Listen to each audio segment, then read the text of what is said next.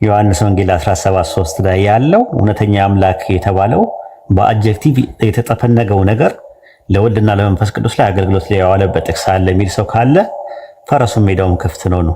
ወአለይኩም ሰላም ወራህመቱላሂ ወበረካቱ። ዳኒ ጥያቄው የሱ ምንድነው? ዮሐንስ ወንጌል ምዕራፍ 17 ቁጥር 3 ላይ አብ እውነተኛ አምላክ ብቻ ተብሏል። ፓራፍሬዝ አድርጎ ነው የጠየቀ። እውነተኛ አምላክ የሚል ለወልድና ለመንፈስ ቅዱስ ብቻ ተብሎ በአድጀክቲቭ ተጠፍንጎ ወይም ደግሞ ታስሮ ያለበት ጥቅስ ስጠኝ ያለ ኢሳይያስ 48:16 ከ12 ጀምሮ ያለው ጥቅስ እያወራ ያለው ስለ ያህዌ ነው። ያህዌ እየተናገረ ከዛ በኋላ ኢሳይያስ ኢሚዲየት ኮንቴክስት በሚባለው ጌታ አዶናይ ያህዌ ልኮኛል እንዲሁም መንፈሱን ነው የሚለው የዕብራይስጡ። አሁን ሌላ ርዕስ ነው እሱን የቻለ ማለት ነው። የጠየቀ ጥያቄ ምንድነው? እውነተኛ አምላክ የሚለው በአድጀክቲቭ ፎርም ወይም ደግሞ ብቻ ሞኖስ በሚል ባይብል ላይ ለወልድና ለመንፈስ ቅዱስ ያገለገለበት ጥቅስ ስጠኝ ያለ ካለ ትሰጠዋለህ፣ ከሌለ ደግሞ ሌላ ነገር ትሄዳላችሁ። አሁን ምን መሰለ ምንድነው አራውንድ ዘ ቡሽ ነው የሚባለው። በዳንሲንግ አራውንድ ዘ ቡሽ የሚባል ነገር አለ። በቡሽ ዙሪያ ዳንስ ማድረግ ማለት ነው። ፖይንቱን ትቶ ፎካል ፖይንቱን ትቶ የሆነ ማርጂናል ፖይንቶችን እያነሱ ከጥያቄው መሸሽ ይባላል በሌላ አባባል። እና ሎጂካል አይደለም እየሄድክበት ያለው አካሄድን አርመውና እውነተኛ አምላክ የሚለው ትሩ ጋድ የሚለው በሞኖስ ወይም ደግሞ በአድጀክቲቭ ተጠፍንጎ ያለበትን አንቀጽ ካለ ስጠኝ ያለ ካለ ትሰጠዋለህ፣ ከሌለ የለም በለው። ለምን እንደዚህ ትጠይቀኛለህ? ለምን እንደዚህ ይባላል? በመላት ነው መረዳት ያለብህ። ይሄ መደበቂያ ነው። ቋንቋ ደግሞ መግባቢያ እንጂ መደበቂያ አይደለም። ቀጥል። ኦኬ እሺ። አይ እንድንግባባ ያክል ነበር እኛን አረዳደሽ። አሁን እሱ የፈለገውን ጥያቄ ተረድቻለሁ። ሮሜ 9:5 ራሱ ይናገራል እኮ አምላክ እንደሆነ ኢየሱስ ክርስቶስ በትክክል አምላክ የሚለውን የጠየቀ ጥያቄ ምንድን ነው? እስቲ ድገምልኝ። እሱ የፈለገው አብ ብቻ የሚለውን ነው እዚህ ላይ ጠቀሰና ልክ እንደሌለው ሁሉ ስለ ወልድም ብቻ የሚል ጥቅስን አምጣልኝ ስለኛ ነበር መጀመሪያ። አይደለም አየህ፣ ለዛ ነው ጥያቄውን መረዳት የመልስ ግማሽ ነው ይላል ዊሊያም ሼክስፒር። የጠየቀ ጥያቄ እውነተኛ አምላክ የሚለው ብቻ በሚል አድጀክቲቭ ተጠፍንጎ ያለበትን ለወልድና ለመንፈስ ቅዱስ ያገለገለበትን ጥቅስ አምጣ ነው ያለ። ኢየሱስ አምላክ ነው ወይስ አይደለም ብሎ አልጠየቀም። ኢየሱስ አምላክ ነው ወይስ አይደለም ብሎ ቢጠይቅ ኖሮ ሮሜ 9:5 ላይ ጠቅሰና አጣቅሰ ማስረዳትም መረዳትም መሞገትም መሟገትም ትችል ነበር። ጥያቄው ኢየሱስ አምላክ ነው ወይስ አይደለም ሳይሆን ዮሐንስ 17:3 ላይ ባለው ጥቅስ መሰረት እውነተኛ አምላክ የተባለው በአድጀክቲቭ ሞኖስ በሚል ተጠፍንጎ የመጣበት ጥቅስ ካለ ስጠኝ ነው ያለ። ካለ ስጠው፣ ከሌለ የለም ብለህ ወደ ሌላ ፖይንት ሂድ። ኦኬ እሺ። አይ ተረድቻለሁ፣ ግን ምናልባት እዚህ ላይ አሁን እሱ ራሱ ያመጣበት አጠያየቅ ግን እዚህ ላይ አሁን ብቻ ብሎ ለመለየት ፈልጎ እንዳልሆነ ግን መግባባት የሚኖርብናል ብያለሁ። ማለት ሐሳቡ ላይ እና ወደ ሌላ ነገር መሄድ ይችላል። ካለ አለ ነው ራሱ። የአባትህ ስም ማን ነው ስትባል ስለ አያትህ ማውራ አትግባባም ከሰዎች ጋር። ጥያቄው አባትህ ማን ነው ነው የሚለው። ስለዚህ ስለ አያትህ ስትጠየቅ ስለ አያትህ ታወራለህ። አሁን ጥያቄው እሱ የጠየቀው ጥያቄ እውነተኛ አምላክ ትሩ ጋድ ብሎ ያስቀምጠው እውነተኛ አምላክ ብሎ ያስቀመጥን በአድጀክቲቭ ፎርም ደረጃ የተቀመጠበት ጥቅስ ካለ አምጣና እንትን በለ። ሌሎቻችሁ ኮሜንት ላይ የምንጽፉ ክርስቲያኖች ትገባላችሁ፣ ተራችሁ ሲደርስ ታች ሆናችሁ እንደ ዱብ እንደምትሉት እንዲቀላል እንዳይመስላችሁ። ከዛ ስትገቡ ታዩታላችሁ፣ ሲጨርስ ትገባላችሁ በተራችሁ ማለት ተራችሁን ጠብቃችሁ። አሁን ዳኒ ሐሳቡን ተረዳው። ካልሆነ ግን አንድ እድል ስጠውና ያችን እድል መጠቀም ከቻለ ቻለ ነው፣ ካልቻለ ደግሞ ለሌሎች እድሉን እንሰጣለን ኢንሻአላህ። ዳኒ ገብቶኛል። እኔም ያው ስለማከብራችሁ ያላችሁትን በማክበር ያው እናንተም እያወራችሁ እኔም ላወራ በሚለው ነው። ምናልባት እንግዲህ እኔ የምሰጣችሁ ቃል እናንተን ካላሳመነ እንግዲህ ምንም ላደርግ አልችልም። ብዙ ጥቅሶች አሉ፣ ግን አሁን ስለው ኡስታዝ እንዳሉት ትክክለኛውን እንትን አልጠቀስክም ነው ያሉኝ። አሁን ግን እኛ የምንረዳበትን ክርስቲያናዊ የሆነን አረዳድ ነው እኔ እየጠቀስኩላችሁ ያለው። እንግዲህ ሌላም ጥቅስ ልሰጣችሁ እችላለሁ፣ እሱን ነው ወይበት። አሁን ለምሳሌ ዮሐንስ የጠየቀውን ጥያቄ አድሬስ የማያደርግ ከሆነች የተጠየቀው ጥያቄ አድሬስ የማያደርግ ከሆነ ማርጂናል ፖይንቶችን አንስቶ ማውራት ይቻላል፣ ግን አባሮች ጨዋታ ነው የሚሆነው።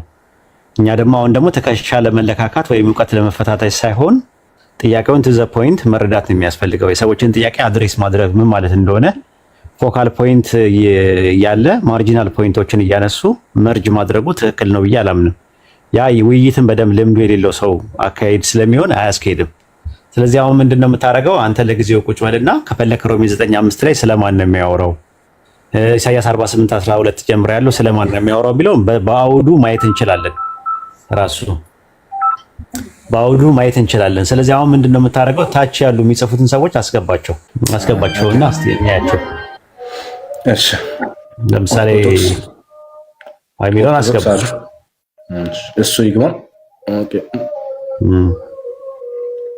ኦርቶዶክስን ማን እንትን ያለው ማን ያወረደው ነው? ያስገብቸው ነበር ገብቷል። ኦርቶዶክስ ገስት ልኮ ደንግጦ ነው መሰለኝ እንትን አለ ዲክላር አደረገ። አዎ እሺ በቃ እንደዛ ከሆነ ኡስታዝ እናንተ ቀጥሉ። እኔ ሰላት ልስገድ አዛን አለብኝ። እኔም እወጣለሁ ብዙ አልቆይም። ራሱ ግን ስላየው ነው ለአበረታታ ብዬ ነው የመጣሁት። በርታ እመጣለሁ። የአንድ የጻፈ ልጅ አለ ራሱ ማን የሚባል እሱ ገብቷል። ከእሱ ጋር አውሩ። እኔ ብዙም እንትን አለን ቶሎ ሰግጬ ይወጣል። አድሜ ስጠኝ። እሺ እንደዛ ከሆነ ቆፍ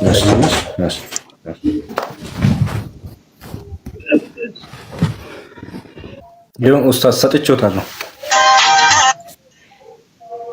እሺ ኦርቶዶክስ ሰላም ብያለሁ። ኦርቶዶክስ ሰላም ብያለሁ። ሰማለሁ። በነገራችን ላይ ሰማለሁ። እስቲ ቼክ አድርጉልኝ። ትሰማለህ ኡስታዝ? ሰላም አለይኩም። ወአለይኩም ሰላም ወራህመቱላሂ ወበረካቱ። ትሰማለህ? እያወራ ነው። እሱስ እያወራ ነው።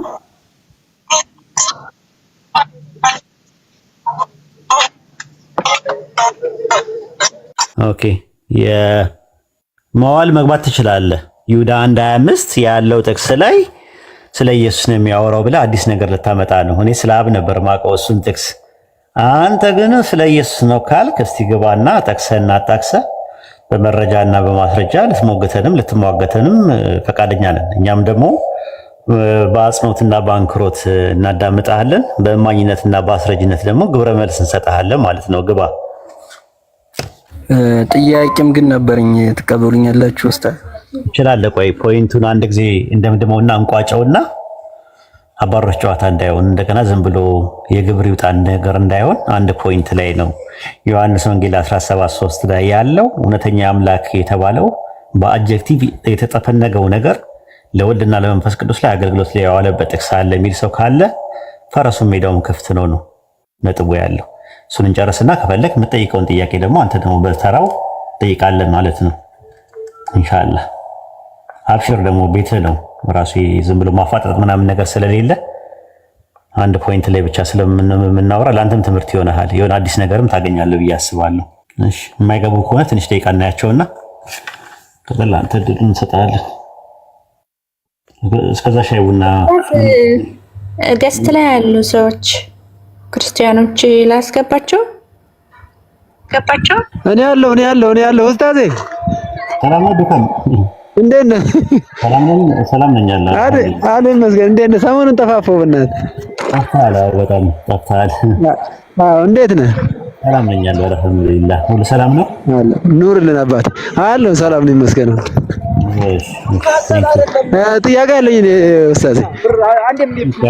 ዳኒ ስላለ ጠብቀን። እሺ አንዴ ታገሰን። እሺ እናቴ። እሺ ዛሬውን ሰላም ብያለሁ። ይሰማል? ሰላም። እንዴት ነህ? ጥያቄውን ሰምተዋል? አዎ ተቋርጦብኝ ነው። ቅድም ገብቼ ነበር። እያወራችሁ ነበረ? እያወራን ተቋርጦብኝ ነበር። ግን አንተ ስታስረዳ ትንሽ በደንብ ጥያቄውን በደንብ ተረዳሁትና ትንሽ አልተግባባንም ነበር። አዎ ዮሐንስ ወንጌል 17:3 ላይ እውነተኛ አምላክ ብቻ ከሆነ አንተንና የላከውን ኢየሱስን ያውቁ ዘንድ ይህች ዘላለም ሕይወት ናት ይላል። ኢየሱስ በሁለተኛ መደብ ማንን ነው አንተ እያለ እያናገረ ያለው? አብን ነው እያናገረ ያለው። እውነተኛ አምላክ ብቻን የሆን ከሆነ አንተን ሲል እውነተኛ አምላክ ብቻው ጌትነት፣ እውነተኛ አምላክ ብቸኛ አምላክነት የአብ እንደሆነ ለምንድን ነው ሞኖስ የሚለውን የተጠቀመው ኢየሱስ? እዚህ ጋር የተጠቀመበት አንደኛ ኢየሱስ እዚህ ጋር እየተናገረ ያለው እንደ አምላክ ሳይሆን እንደ ሰው ነው። ምክንያቱም እንደ ሰው ሆኖ ተልኮ ሰው ሆኖ ተልኮ ምድር ላይ በነበረበት ወቅት የተናገረው ነው። ለዚህ ነው ሰው ሁሉ ትኩረቱ ወደ አብ እንዲሆን፣ ምክንያቱም እሱ ተልኮ ኦልሬዲ ምድር ላይ ነው ያለው። ስለዚህ ትኩረቱ ሰው ሁሉ ወደ አብ እንዲሆን አብ እውነተኛ አምላክ እሱ ብቻ ነው እያለ ወደ እሱ ሲጠቆም የነበረው። ግን ደግሞ እዚህ ጋር አሁን ምንድነው የምታደርገው? ልክ እንደ አብ እውነተኛ አምላክ ብቻ ነው የሚለው በአጀክቲቭ እና እውነተኛ አምላክ የሚለው ቴሊዮስ ቴዎስ በሚለው ለወልድና ለመንፈስ ቅዱስ አገልግሎት ላይ ያዋለበት ጥቅስ አምጣ ነበር ሲል የነበረው አስረስ። እሱን ለመጣልህ ነው። እሱ እንደዚህ ራሱ እንግዲህ ቃል ብቻ በሚል የለም እንትን ለማለት በሌላ ክፍል ላይ ወልድና መንፈስ ቅዱስ ብቻ በሚል አናገኝም፣ ወይም ደግሞ ወልድ ብቻ ወይም መንፈስ ቅዱስ ብቻ በሚል አናገኝም። ተማም አሪፍ። እንደዚህ ደስ ይላል። አየህ እንደዚህ ጥያቄውን ብቻ አናገኝም። የሌለ ነገር አንፈልግም። በቃ እንደዛ ነው። ስለዚህ አሁን ምንድነው የአስረስ ጥያቄ ተመልሷል ማለት ነው። ዋናው ፖይንቱ ምንድነው እንደዛ የሚል ነው። አይ እንደዚህ ማለት አለበት ምናምን ብለህ ስታረገው ይንዛዛል እንትኑ የመግባባት እንትኖቱም ክህሎቱም አይኖረንም። ግን ቱ ዘ ፖይንት እንደዚህ አልተግባባንም። ለዛ ነው ችግር የለውም። ወርድ ኦፍ ምንድነው ወርድ ኮንሴፕት ፋላሲ የሚባል ነገር አለ። ገብቷል። እሱ ብቻ ነው ማለት አይደለም። ከሌለ የለም ካለ አለ የሚለውን ነገር ማምጣት ብቻ ነው። ትክክል። ስለዚህ እድሉን እንስጥ። ሌላ የምታወራው ነገር አለ? አይ ሌላ ካለ በዚህ መቀጠል እንችላለን። ያው ለጊዜ ቅድም ስለተቋረጠብኝ ይሄን ለመጨረስ ነው። በቃ አሪፍ ነው። አሪፍ በቃ ደስ የሚል ጸባይም ነው፣ ደስ የሚል መልስ ነው። እኛ የምንፈልገው እንደዚህ ነው። ይኸውልህ ለመማማር በሚለው መንፈስ ነው። ጥያቄው ሲጠይቅ አንዳንድ ሰው ሪስሊንግ ይመስለዋል፣ ድብድብ ይመስለዋል። እና ጥያቄውን ካለ አለ ነው። አሁን ለምሳሌ ቁርአን ላይ የሆነ ነገር አለ ወይስ የለም ብለህ ብትጠይቀኝ ምናልባት ሐዲስ ላይ ሊሆን ይችላል ያለው። ግን ቁርአን ላይ አለ ወይ ብለህ ብትጠይቀኝ የለም ነው ማለት። አይ ለምን ጠየቅ? ይሄ እኮ እንደዚህ ተብሎ አይጠየቅም፣ እንደዚህ ነው ምናምን ብሎ ወደ ሌላ ነገር መሄዱ ትንሽ እንትን ውይይቱን ያሻክረዋል። እና ከዛ አንፃር ነው ለሌላ አንተኛ መጠየቅ የምትፈልገው ነገር አለ፣ እኔ መጠየቅ የምትፈልገው ነገር አለ። ደስ ስላለኝ እድሉ ልስጥ እና አንዴ ከዛ ወደ ቅድም አስረስን የጠየቁት አንድ ጥያቄ ነበር እና ጠይቀኝ። እኔ ማለት እንደ ጥያቄ ሳይሆን አሁን ለምሳሌ ለውይይት እኔ በነገራችን ላይ እንደዚህ አይነት ውይይት ለመጀመሪያ ጊዜ ነው ተወያይቼ አላውቅም። ግን ውይይት እኔ አሁን ለምሳሌ የማምነው መጽሐፍ ቅዱስን ስለሆነ ማንኛውም ጥያቄ ወይ መልስ ልመልስ የምችለው ከመጽሐፍ ቅዱስ ነው። እናንተ ደግሞ ከቁርአን ጋር ከቁርአን ወይ ደግሞ ከሐዲስ ነው ልትመልሱ የምትችሉት። ይሄ ነገር እኔ የምመልሰውን ታምኑኛላችሁ ወይ ደግሞ ትቀበላላችሁ ወይ ነው የኔ ጥያቄ ነበረው። አይ እንትን ነው። አሁን ለምሳሌ አንተ አሁን ቁርአን ስትጠይቅ ቁርአን ላይ አንተ የጠየቀውን ጥያቄ እኔ ስመልስልህ ማመን አይጠበቅብህም። እውቀት ነው መጀመሪያ ትመረምራለህ። ለመቀበል የሆነ ጀነራል ኦቨርቪው ያስፈልጋል። የሆነ ፊገር አውት ማድረግ ያስፈልጋል እኮ ዝም ብሎም አይታመንም። ጥያቄን የጠየቀው ጥያቄ መልስ መስጠት ብቻ ነው የሚጠበቅብኝ። አንተ ብመልስልህ ታምናለህ ወይ ምናምን ብዬ መጠየቅ አይጠበቅብኝም። ለምን ጀነራል ኦቨርቪው ነው ቁርአን ማለት ነው። እንዴ አንድ ጥቅስ ብቻ ወስደው አንድ ጥቅስ ብቻ ስለተመለሰ ቁርአን የምትቀበለው ነገር አይደለም። ልክ እንደዛ ነው ባይብልም ያለው እንደዛ ነው። ፊገር አውት ማድረግ አለብህ። ጀነራል ኦቨርቪው ታየውና ባይብልን ፊገር አውት ታደርግና ልትቀበል የምችልበት ደረጃ እሱ ውሳኔው ያንተ ነው፣ የኔ ነው ውሳኔው። ከዛ አንፃር ነው የሚታየው። ስለዚህ ጥያቄ ማንኛውም ነገር ጥያቄ ስትጠይቅ ለመማር ለማወቅ በሚል እስከመጣ ድረስ ጥያቄው እንደ ጥያቄነቱ ከመጣ መልስ መስጠት ግድ ይላል። ማታውቀው ጥያቄ ከሆነ ደግሞ ማላውቀው ከሆነ ደግሞ አናውቅም ብለን እናልፈዋለን ማለት ነው። ግዴታ አይደለም። እዚህ አሁን ፖለቲካ ወይም ደግሞ ንግድ ውስጥ አይደለም ያለ ነው። ንግድ ላይ ነው ኮምፒቲሽን ያለው፣ ፖለቲካ ውስጥ ነው ኮምፒቲሽን መፎካከር ያለው። እምነት ላይ ደግሞ ኮምፒቲሽን ሳይሆን ኮርፖሬሽን ነው ያለው። ኮርፖሬሽን መረዳዳት ነው። አንደኛው አንደኛውን የሚያሳውቀው ነገር ነው። አንደኛውን ትምህርት የሚሰጠው ነገር ነው። በዛ መንፈስ ካወራን መግባባት ይቻላል። በልዩነትም ማለፍ ይቻላል። የምታምንበትን ነገር ትነግረኛለህ። የምትለውን ነገር ሰምቼ የምታምንበትን ነገር ትነግረኛለህ። ማምንበትን ነገር እነግርሃለሁ። ውሳኔው ደግሞ የኔና ያንተ ይሆናል ማለት ነው። የራሳችን ነው ውሳኔ ማለት የእምነት ነገር ነው። እኩል ቀብር ላይ አንሄድም። ሁላችንም እኩል አንሞትም። ቀብር ላይ አንሄድም። እኩልም ደግሞ አንጠየቅም። ለአንተ ነፍስ እኔ አልወከልም፣ ለእኔ ነፍስ ደግሞ አንተ አትወከልም። እና በዛ መንፈስ ብታየው ጥሩ ነው። ራሱ ደስ ብሎኛል ስላገኘው። አጋጣሚ እርጋታ እና ስታስረዳ በጣም ደስ ብሎኛል። በዚህ ስሜታዊ እንዳትሆን። ኧረ ያንተ ራስ እርጋታ ራሱ ደስ ነው የሚለው። አሁን አንተ በዚህ መንፈስ የፈለከውን ጥያቄ ብጠይቅ ምን ብትል ምናምን የምንማርበት እንትን ነው የሚሆነው። ፎሎ አድርገኝና ሲመች እኔ ቤት ስከፍት ምናምን ነገር እኔ ጋር ብቅ ትላለህ ኢንሻአላህ። እሺ ኡስታዝ የኛው አይደለ? አዎ የኛው ፎሎ አድርገኝና ስመጣ ላይቭ ላይ ስመጣ ትመጣለህ፣ እንማማራለን። ደስ ይለኛል። እሺ ዳንዬ ጥያቄ ጠይቃለሁ ብለሃል። ቤቱ ሙሉ ነው። ሌሎቻችሁ ተረጋጉና ጠብቁ። 10 አንዳንድ አንጻፉ። አድሚና ታይተው ቤቱ ሲጎል ትገባላችሁ በተራችሁ ማለት ለመደማመጥ እንዲያመች ነው። ዳኒ ጥያቄን ጠይቅ። እሺ የምጠይቀው ቁርአን ላይ አንዳንድ ቦታ ላይ ለምሳሌ ከጫ ፈጠር ነው፣ ሌላ ደግሞ ወረድ ብሎ ደግሞ ከውሃ ምናምን እንደዚህ የተለያየ ይሆናል እና ምናልባት አይጋጭም ወይ? በተለያየ መልኩ እንዴት ከአንድ ያው ለምሳሌ አዳምና ሔዋን ከአፈር ፈጠር ነው እስትንፋስንም ፋልንበት ብሎ አንድ ላይ የሚያስቀምጠው እና ቁርአን ላይ ግን በተለያየ መልኩ ይገልጿልና አይጋጭም ወይ ነው? ነገር ይቆራርጣል። ከኔ ነው። እስቲ መሲህ ንገሩኝ።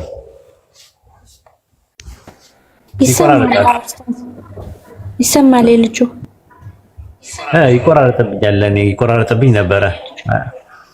እሺ አሁን ቀጥሉ። ይቆራርጣል አሉታችን። ልክ ነኝ ማለት ነው። እሺ ድገመው እስቲ አንዴ ድገመው። ጥያቄ ማለት ነው። እሺ ድገመው እስቲ አንዴ ድገመው። እንትን ላይ ቁርአን ላይ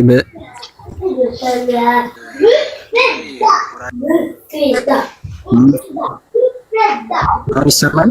ልክ ነኝ ማለት ነው። አይ ይቆራርጣል። ዳንዬ ለ15 ሰከንድ እስቲ ዝም ብለህ ፍላይት ሙድ አድርገው። ፍላይት ሙድ አድርገው ለ15 ሰከንድ ብቻ። 15 ሰከንድ ብቻ ፍላይት ሙድ አድርገው።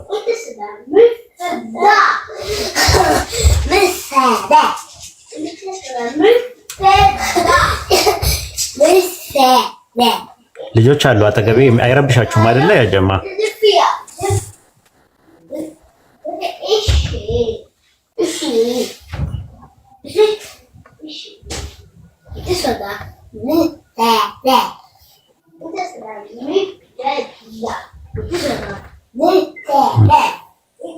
ዳኒ አረከው። አሁን አስተካክለው እስኪ አሁን አውራ።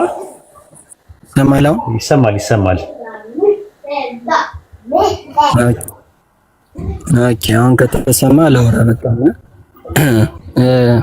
ቁርአን ላይ አንዳንድ ጊዜ ሰውን ከጭቃ ፈጠር ነው ከውሃ ከረጋ ደም ምናምን የሚላለና ይሄ ነገር እንዴት ነው?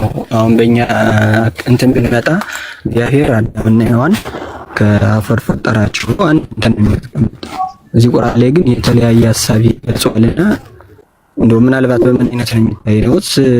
እርስ በርስ ይጋጫሉ የሚለው ነገር ነው የሚጠይቀው። ደስ የሚል ጥያቄ ነው የጠየቀው። ደስ የሚል ጥያቄ ነው የጠየቀው። መጠየቅ ያለበት ጥያቄ ነው። የጥያቄ ፉንጋ የለውም። አዎ ጥያቄው ማለት ነው። እስቲ ኢንሻአላህ አላህ በቁርአን ውስጥ በሱረቱ ኑህ ምዕራፍ 71 ቁጥር 14 ላይ በልዩ ልዩ ሁኔታ ውስጥ በእርግጥ የፈጠራቸው ሲሆን አለ። አምላካችን በልዩ ልዩ ሁኔታ ውስጥ ነው የፈጠረን። በሱረቱ ሰርጃ ምዕራፍ 32 ቁጥር 7 ላይ ያ የፈጠረውን ነገሩን ሊያሳመረው የሰውን ፍጥረት ከጭቃ የጀመረው ነው ይላል። ጭቃ እንደምትመለከተው ሁለት ነገር ይዛል። አንደኛ ውሃ አለው፣ ሁለተኛ አፈር አለው ማለት ነው። አላህ ከጭቃ እንደፈጠረን ብዙ ቦታ ነው ይናገራል። ስለዚህ ከውሃ ደግሞ እንደፈጠረን ሱረቱ ፉርቃን ምዕራፍ 25 ቁጥር 54 ላይ እርሱ ያ ከውሃ ሰውን የፈጠረ ነው አለ። ውሃ አለ። ከዛ ሳፈር ስንል ሱረቱ አሊ ኢምራን ምዕራፍ 3 ቁጥር 59 ላይ ደግሞ ከአፈር አደም እንደተፈጠረ ይናገራል። አፈርና ውሃ ስትቀላቀለው ጭቃ ይሆናል። ጭቃው የተለያየ ፕሮሰሶች አሉት። ሱረቱ ሙእሚኑን ምዕራፍ 23 ቁጥር 12 ላይ በእርግጥ ሰውን ከነጠረ ጭቃ ፈጠር ነው አለ። ይነጥራል፣ ራሱ የነጠረ ነው ራሱ ውሃና የጭቃ ቅልቅል ስለሆነ ማለት ነው። ጭቃ በባህሪው ደግሞ ምን አለው? የመጣበቅ ባህሪ አለው። በሱረቱ ሷፋት ምዕራፍ 31 ቁጥር 11 ላይ ምንድነው የሚለው? እኛ ሰውን ከሚጣበቅ ጭቃ ፈጠር ነው ይላል። ከዛ ጭቃው ደግሞ ምን አይነት ባህሪ አለው? የመሽተትን ባህሪ አለው። ጭቃ በባህሪው የመሽተት ባህሪ ስላለው ጭቃ ሲቆይ ይሸታል። በሱረቱ ሂጅር ምዕራፍ 15 ቁጥር 28 ላይ ደግሞ ከሚሸት ጭቃ እፈጥራለሁ አለ። ከሚሸት ጭቃ ነው የተፈጠረው ማለት ነው። ከዛ ጭቃው ደግሞ በሚደርቅበት ሰዓት ደግሞ ይቅለጨለጫል። አንደኛው ኪው የመድረቅ ባህሪ ያለው ሲደርቅ ማለት ነው። በሱረቱ ራህማን ምዕራፍ 55 ቁጥር 14 ላይ ሰውን እንደ ሽካ ከሚጨቀጨቅ ደረቅ ጭቃ ፈጠር ነው ይላል። ከዛ ከለሩን ደግሞ ሲነግረን ደግሞ ጥቁር ነው ይለናል። ሱረቱ ሂጅር ምዕራፍ 15 ቁጥር 26 ላይ ጥቁር ከሆነ ጭቃ ይላል። ጥቁር ነው ይላል ማለት ነው። ለዛ ነው ከዛ በኋላ ምን ያደርጋል ቁርአን ምን ይለናል? ይሄንን በልዩ ልዩ ሁኔታ ውስጥ የፈጠራቸው ሲሆን ይላል። የቱ ጋር? በሱረቱ ኑህ ምዕራፍ 71 ቁጥር 14 ላይ በልዩ ልዩ ሁኔታ ውስጥ በእርግጥ የፈጠራቸው ሲሆን ፕሮሰሱን ነው የሚያካሂደው። ለምሳሌ አንተ ሰው ነህ ስትባል ላንዬ ሰው የሚባለው ነገር የተለያየ ስቴጆችን አልፎ ነው የመጣው። አላይክ ቻርጅ የሆነ ስፐርም ሴል ኔክስት ሴል ፈርቲላይዝ ካደረገ በኋላ ከዛ በኋላ ሴል የነበረው ቲሹ ይሆናል። ከዛ ኦርጋን ሲስተም ኦርጋኒዝም ላተንሲ አዶለንሲ ምናምን እያለ ይሄን ስቴጅ ደርሰዋል።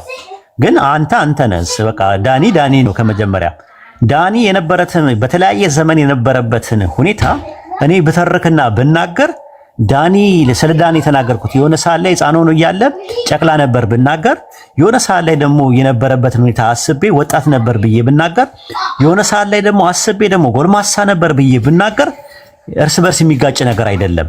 አንተ የሄድክበትን ፕሮሰስ ነው የሚናገረው። ለምሳሌ ሻይ ከምን ይሰራል ብሎ አንድ ሰው ጥያቄ ቢጠይቅ የመጀመሪያው ምንድነው የምትለው? የሻይ ቅጠል አልክ አንተ አንድ ቦታ ላይ ደግሞ ከውሃ አልክ፣ አንድ ቦታ ላይ ደግሞ ከስኳር አልክ። የትኛው ነው ትክክል? ሻይ ከምንድን ነው የሚሰራው? የትኛው ነው እውነቱ? ዳንዬ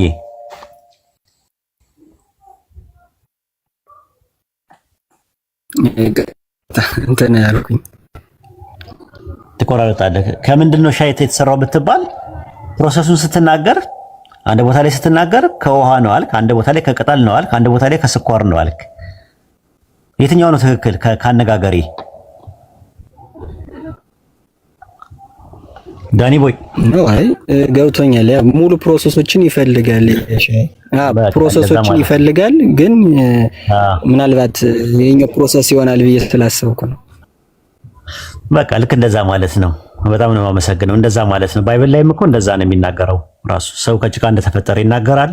አንድ ቦታ ላይ ከሸክላ ይላል፣ አንድ ቦታ ላይ ደግሞ ከረጋ ደም ይላል፣ አንድ ቦታ ላይ ደግሞ የሆነ እንደ ወተት እንደፈሰሰ ይናገራል። የስፐርም ሴሉ ማለት ነው። እንደ ወተት ደግሞ እንደ እርጎ ደግሞ አረጋኸኝ ይለዋል። አንድ ቦታ ላይ ደግሞ ከአፈር እንደተፈጠረ ይናገራል። አንድ ቦታ ላይ ከጭቃ እንደተፈጠረ ይናገራል። ግን ያ ማለት ሙሉ ኢሜጅ ነው የሚያደርግልህ።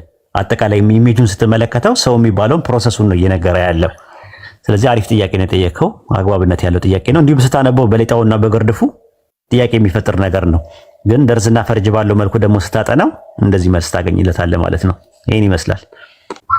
ኦኬ ወይ እንግዲህ ወይ እናንተን አረዳድ እንግዲህ አስረድተውኛል።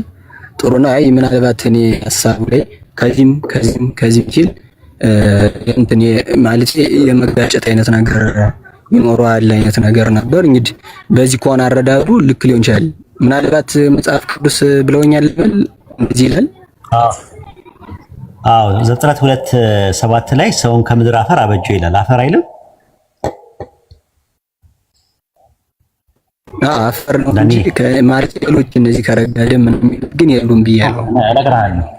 እነግርሃለሁ ከአፈር የሚለውን እዚህ ጋር ከያዝከው ኢዮብ ምዕራፍ 33 ቁጥር 6 ላይ ደግሞ ምን ይላል? ከጭቃ ፈጠርከኝ ይላል። ከጭቃ የሚለውን ያዝከው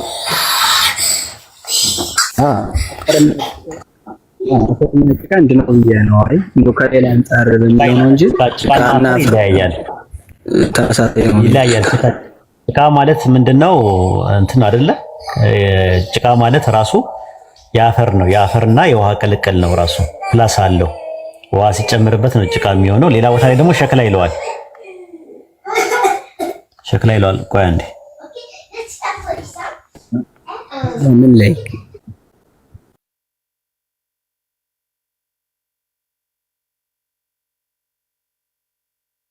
ሁላችሁም ኮፒ ሊንክ አድርጉ። ኮፒ ሊንክ የለም። ታብታብ ራሱ 21 ሺህ ነው።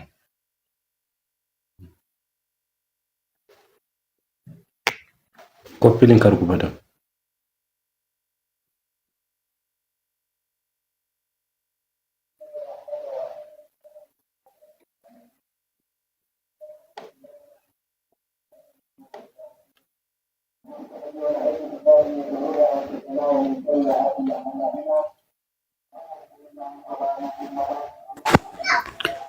አሰላም አለይኩም ተመልሻለሁ።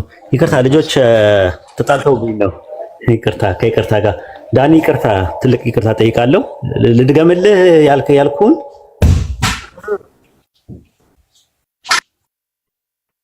ዳኒ ልድገምልህ። ከሸክላ የሚለውን ምን ላይ?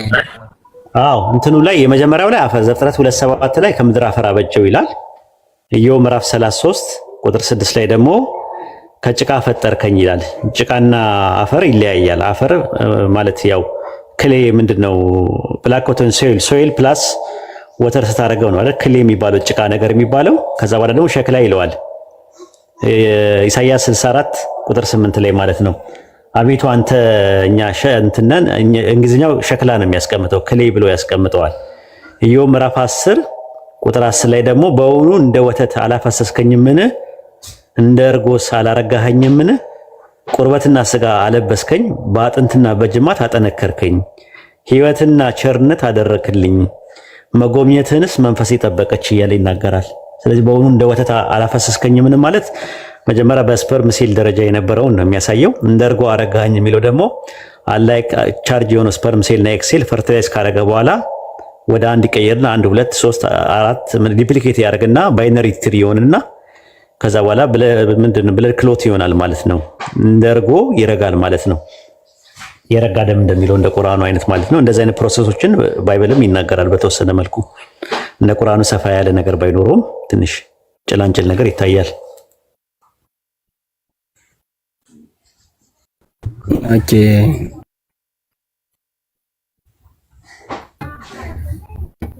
አይ እንትኑ አገላለጹን እንግዲህ ያው አስረድተውኛል ኡስታዝ በአግባቡ ይልቅ ግን መጽሐፍ ቅዱስ ላይ ምናልባት የወተቱንና የእንትኑን የገለጹበት ግን አንድምታውን እንደ ስላላየሁት እንዲህ ነው ማለት አልችልም እንጂ ተረፈበት ሊሆን ይችላል። ይሄ ነገር ለውጥ አያመጣውም። ጊዜ ሰጥተህ አጥናውና እኛ የምንለው ነገር እናንተ ከምትሉት ነገር ጋር በዚህ ነገር ላይ ፕሮብሌም የለበትም። ቴዎሎጂካል ፋክተርም የለውም። የእናንተ ስኮላሮቻችሁም በዚህ በአንትሮፖሎጂ ወይም ደግሞ ስነሰብ በሚባለው ነገር ላይ ስለ ሰው አፈጣጠር በሚለው ነገር ላይ አንድ አይነት ነገር ነው ያለው። በአብዛኛው ነው የምነግርህ። በተለይ ኦርቶዶክስ ከሆንክ ደግሞ ከኦርቶዶክስ ጋር በጣም የሚመሳሰል ነገር አለው የሰው አፈጣጠር ላይ። ስካቶሎጂ እና አንትሮፖሎጂ እኛ ጋር አንድ አይነት ነገር ነው። ቴዎሎጂ ላይ ነው እኛ የምንለያየው። የእናንተ ስነ መለኮት ላይ ነገረ ክርስቶስ የሚባለው ላይ፣ ትራይዶሎጂ እና ክራይስቶሎጂ ላይ እንለያያለን። ነገረ ክርስቶስ እና ነገረ ስላሴ የሚባለው ላይ እንለያያለን። በተረፈ ስካቶሎጂያችንን በጣም 90% ይመሳሰላል። የዘመኑ ፍጻሜ ትምህርቶች መሲሁ ይለጃል ስንል እናንተ አንቲክራይስት ትላላችሁ፣ ክርስቶስ ዳግም ይመጣል ብላ ትላላችሁ፣ ጎግ ማጎግ ትላላችሁ፣ እጁጅ መእጁጅ እንላለን በእኛ ብዙ ነገሮች የማይመሳሰል ትንሣኤ የሚባለው ነገር፣ ሞቶ መነሳት፣ ጀነትና ጀሃነም በሚባለው ነገር ላይ ፓኬጁ አንድ አይነት ነገር ነው። ውስጥ ያለው ኮንቴንት ሊለያይ ይችላል። ለምሳሌ ጀሃነም ውስጥ ያሉ ነገሮች፣ ጀነት ውስጥ ያሉ ነገሮች አንድ አይነት ነገር አገላለጾች ላይኖራቸው ይችላል። ይህንን ነው ምለው። በርታ፣ አላህ በርታ፣ ጎብስ።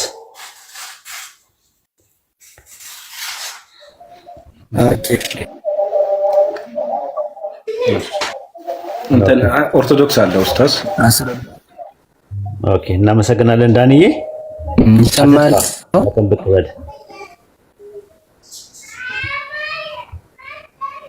ኔትወርክ እየያዘው ነው። እሺ፣ ያው አይ እንትን ነው ያለውን ነገር እንትን ብለውልኛል፣ ተወታል። ምናልባት አሁን ይሰማል። እንትን ያል ይቆራረጣል። ኔትወርክ እንትን ነው፣ ፑር ነው። እሺ፣ አይ አንድ እኔ ጋር ይሰማኛል። አሁን ይሰማል እያስባለሁ። ይቆራረጣል። ድንቅነህ ኔትወርክን አስተካክልና ና ዳኒ፣ ኔትወርክን አስተካክልና ብትመጣ ይሻላል። ምንም እየተሰማን አይደለም እኛ እና ለዛ አሁን እንትን ቢባል አይሻልም ኡስታዝ?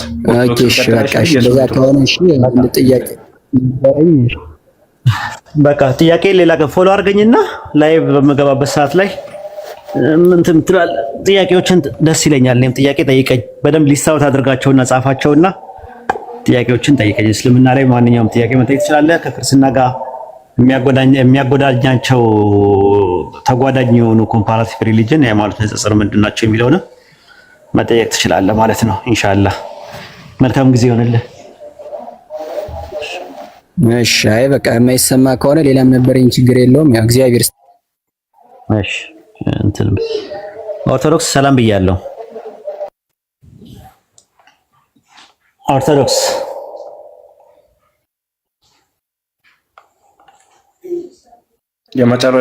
የመጨረሻ እድል ማታወራ ከሆነ ተወርዳለህ ማለት ብዙ ጊዜ ይገባል አያወራም። በቃ አውርደውና እንትን በለው። ሌላ ሰው አስገባ። ዲሳይፕል ኦፍ ክራይስት የሚል ስም አለ። አስገብቼው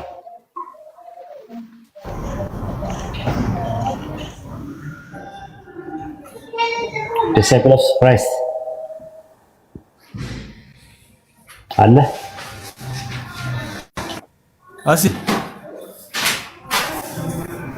ሄሎ አውርደው በቃ አይሰማም። ዲሳይፕል ኦፍ ክራይስት አሎ እሺ አለከሽ ወይ ያስዬ ሰላም፣ የኢየሱስ ሰላም ይብዛልህ። ሰላም ብያለሁ። ኔትወርኬ ቀይ ነው ያንተ። ኔትወርክን አስተካክልና ና። ኔትወርኩ ያስቸግራል። ናውድን አስገባው ታች። ናውድ ሰላም ናሆድ ገብቷል። ሰላም ገብቻለሁ። እኔ ጥያቄ ነበረኝ። ጥያቄ ነበረኝ። ምንድነው በእስልምና በተውራትና በኢንጂል ይታመናል አይደል? አዎ ማለትም በኦሪትና በወንጌል ማለት ነው። አይደለም። እሺ እሱን እንድታስረዳኝ ነው። ታዲያ በምንድን ነው? ኦኬ ተውራት የሚባለው ለሙሳ አለይሂ ሰላም የተሰጠው አንድ ኪታብ ነበረ። በሱ መኑ ይላል። በሙሳ አለይሂ ሰላምም ነብይነት መኑ ይላል። የሰማይ ነው እኮ ኦሪት ማለት ነው። እሱ እኮ ተሳሳትኩ። ታዲያ ኦሪት ልትበት ይችላል። ግን እናንተ ኦሪት የምትሉት ፔንታተችን ነው። ፔንታተችን ነው ኦሪት እያላችሁ ፔንታተችን ነው ኦሪት የምትሉት እናንተ አይደል እንዴ?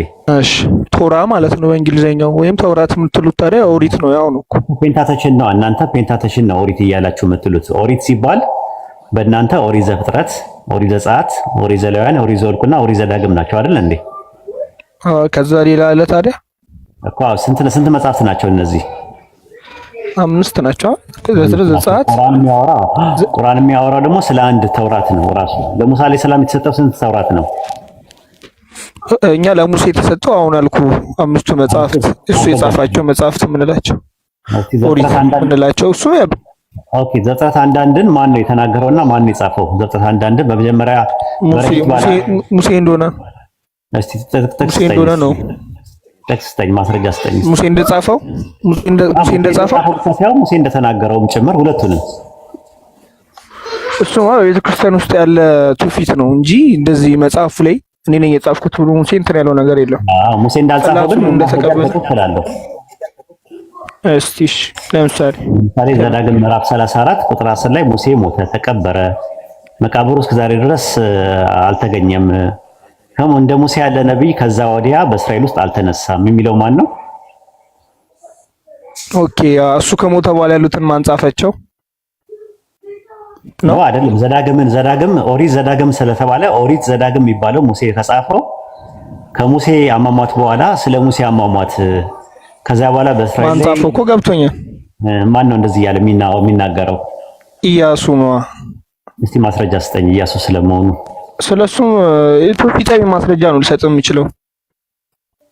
እሺ ችግር የለውም። እሺ ዘፍጥረት 36 አንድ ላይ ለምሳሌ ቆይ አንዴ ዘፍጥረት 36 አንድ ላይ ገባማ አላሳየ በእስራኤል ላይ 36 አንድ ላይ ማለት ነው። በእስራኤል ላይ ንጉስ ከመንገሱ በፊት በኤዶም የነገስቱ ነገስታት እነዚህ ናቸው አይልም?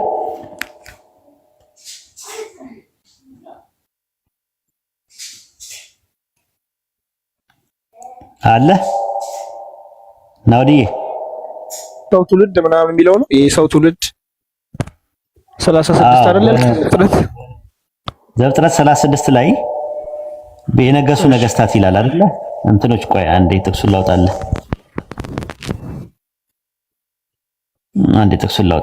ጠብቀኝ።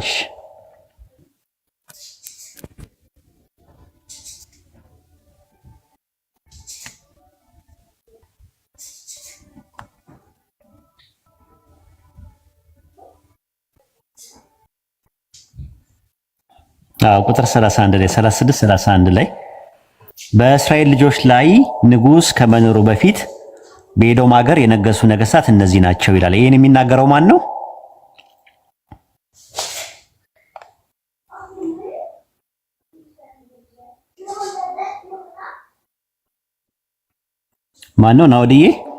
ናውድ ተመለስ። በስልኬ አታንብብ እና ተመለስ። እኛ እናነብላለን። እሺ ሙሴ እንደሆነ ነው የማውቀው ይሄን ታሪክ ይታረቁ እስራኤል ልጆች ላይ ንጉስ ይላል እኮ ናውድዬ። ንጉስ መንገስ የጀመረው በሳውል ጊዜ ነው አይደለ እንዴ? ሳሙኤል ነው።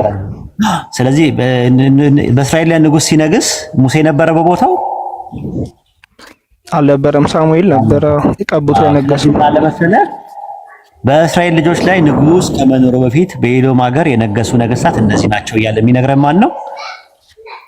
ኦሬዲ ነገስታቶች በኤዶም የነገሱ ነገስታት እነዚህ ናቸው እያለ የሚነግረን ታሪክ ጸሐፊው ሲነግረን ምን አለ? በእስራኤል ላይ ንጉስ ከመኖሩ በፊት አለ። ኦሬዲ ይሄ ጸሐፊው የሚነግረን በእስራኤል ላይ ንጉስ ከነገሰ በኋላ መንገስ ከጀመረ በኋላ ያለ ሰው ነው እየነገረን ያለው አይደለ?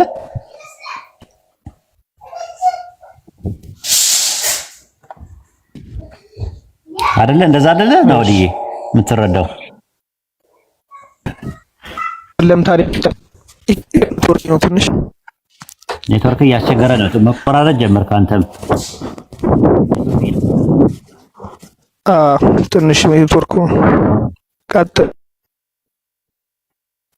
እየሰማሁ ነው። ይሰማል። ቀጥል። ትቆራረጣለህ። ብችልም ኤርፎኑን አስተካክየዋለሁ። ይቆራረጣል። እየተነፈስክብንም ነው። ኔትወርክንም እንትኑንም አስተካክል። ኤርፎኑን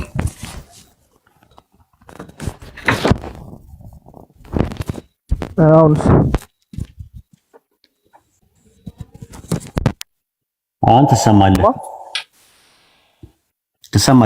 አሁን ትሰማለህ። እሺ አሁን ተውራት ኦሪት አይደለም ካልከኝ ተውራት ምንድን ነው ታዲያ? ነው ያልኩህ አይደለም። እኛ ቁርአን ተውራት የሚለው ለሙሳ አለይሂ ሰላም የተሰጠውን በኦሪጂናል ቅርጽ ላይ ያለውን ነው እየተናገረ ያለው እንጂ አሁን አንተ ጽላት ማለት ነው አይደለም። እንደዛ አይደለም። አስተዛዛ ሳይሆን መጽሐፍ ተውራት የሚባል መጽሐፍ አለ። አሁን ለምሳሌ ኦሪት በለው አንተ ግን አንድ መጽሐፍ ነበር የሚያወራው፣ ስለ አንድ መጽሐፍ ነው እያወራ ያለው። እኛ አላህ ተውራት እያለ እውቅና የሰጠው ለሙሳ አለይሂ ሰላምን የወረደውን ነው እንጂ አሁን በእናንተ እጅ ያለውን አይደለም። የእናንተ እጅ ያለው ውስጡ መለኮታዊ ቅሪት አለው። የተውራት ቅሪት የሚባል ነገር አለው ራሱ የእናንተ ማለት ነው። ነገር ግን ተውራት ታዲያ በማን እጅ ነው ያለው? ዋናው ተውራት አሁን ቁርአን ተውራት የሚለው በማን እጅ ነው ያለው? በዚህ ሰዓት ተበረዟል። መበረዙንማ እናንተም እኮ ታምናላችሁ አይደል እንዴ? የእናንተ መጽሐፍ እኮ መበረዙን ይናገራል ራሱ። እንደዛ ነው። ኦኬ ለጥቅስ ልስጥህና ከዛ በኋላ ታርመኛለህ። ምንም ችግር የለውም። አንዴ እንትን በልልኝና ምን ታረጋለህ መሰለህ? ኤርምያስ ምዕራፍ 8 ቁጥር 8 ላይ እናንተስ ጥበበኞች ነን፣ የያህዌ ቶራ ከኛ ጋር ነው እንዴት ትላላችሁ? እነሆ የጸሐፊ ብር ሐሰተኛ ነው፣ በሐሰትም አድርጓልና ይላል። ይኸው እዚህ ጋር ምን ያሳያል? ይሄንን ቶራ መበረዙን ነው የሚያሳየው የምትለኛው እኔ? አዎ የጸሐፊ ብር ሐሰተኛ ሐሰት ነው፣ በሐሰትም አድርጓል አለ። ምን አደረገ? አሁን ታሪኩን እስቲ ባይብል አምጥቼ ላይ እኛ እናነብልሃለን፣ ችግር የለውም። አስርስ ያነብልሃል፣ የምፈልገውን ነገር ያነብልሃል።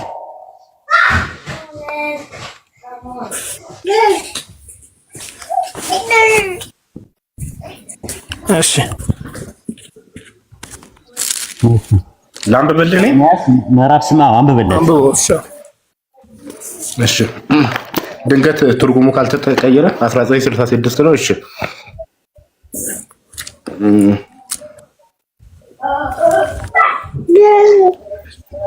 እሺ ታዲያ እኛ ጠቢባን ነን፣ የእግዚአብሔርን ሕግ እናውቃለን የምትሉ ስለምንድን ነው? ሐሰተኞች ጻፊዎች ሕግን እንዳዛቡ አትመለከቱምን? ጥበበኞች እፍረት ደርሶባቸዋል፣ በወጥመድም ተያይዘው ግራ ገብቷቸዋል። 1954 አይደለም የምታነበው፣ አዲሱ መደበኛ ትርጉም ነው እያነበብክ ያለው አይደለም። የእንትን ነው 1966 ነው። አዎ ስለዚህ 1954 ላይ አንብብለት። የእሱ መጽሐፍ በእጁ የያዘው እሱን ነው።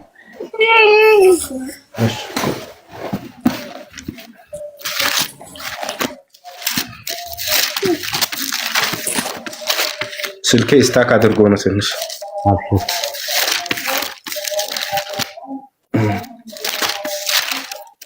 እሺ እንዲህ ይላል እናንተስ ጥበበኞች ነን፣ የእግዚአብሔርን ሕግ ከእኛ ጋር ነው እንዴት ትላላችሁ? እነሆ የጸሐፊ ብዕር ሐሰተኛ ነው፣ በሐሰትም አድርገዋል። ጥበበኞች አፍረዋል፣ ደንግጠውማል እያል ተማርከውማል። አዎ እንደዛ ነው።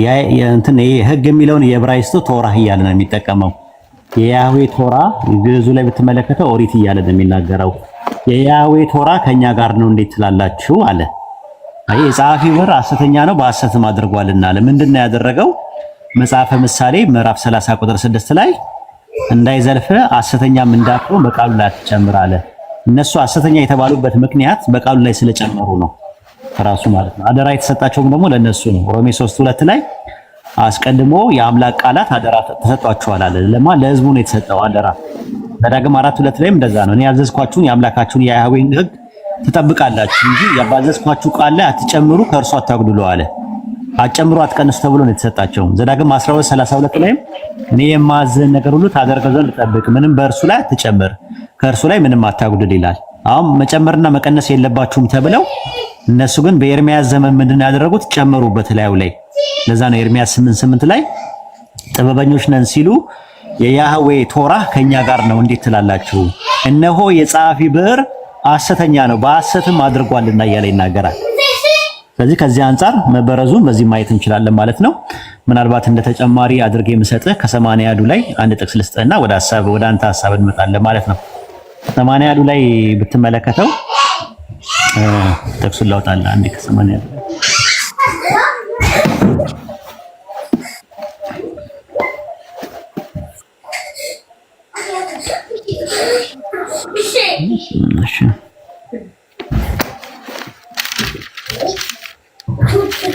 መጽሐፈ ዕዝራ ሱቱኤል ምዕራፍ 2 ቁጥር 23 ላይ ያወጣለት። እሺ